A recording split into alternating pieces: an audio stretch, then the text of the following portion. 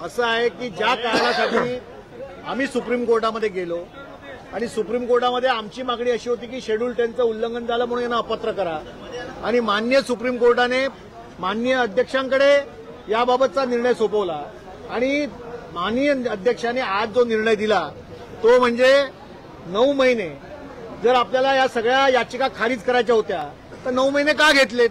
आणि दुसरं असं आहे की लोकशाहीचा गळा घोटलेला आहे।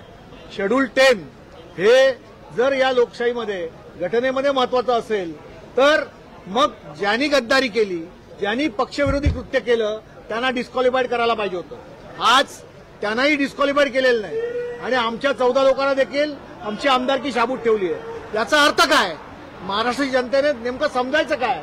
आणि म्हणून ज्यांनी पक्षविरोधी कृत्य केलं त्यांना डिस्क्वालिफाईड करायला पाहिजे होतं। सुप्रीम कोर्टाने हे सगळं सांगितलेलं आहे, त्याच्या विरोधात जाऊन आज अध्यक्षांनी निकाल दिला। हे महाराष्ट्राच्या राजकारणामध्ये आणि या लोकशाहीला घातक आहे आणि दुर्दैवी आहे। म्हणून भरतसिंग गोगोले यांचा व्हीप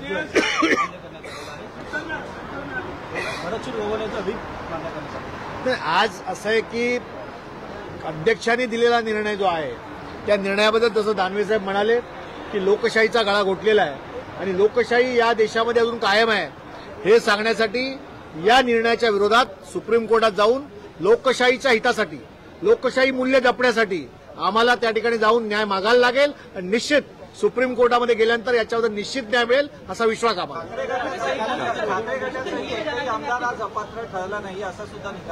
अरे दोन्ही बाजूला तुम्हाला अपात्र करायचं नव्हतं, निर्णय द्यायचा नव्हता, पक्ष ठरवायचा होता, मग 9 महिने का घेतलेत? 9 महिने विधानसभेच्या कामकाजातला वेळ घेतला, या ठिकाणी आमचा वेळ घेतला, महाराष्ट्र जनतेला टांगणीवर ठेवलं। नेमकं केलं काय, कशासाठी केलं? मग टाइमपासच म्हणायचं ना याला।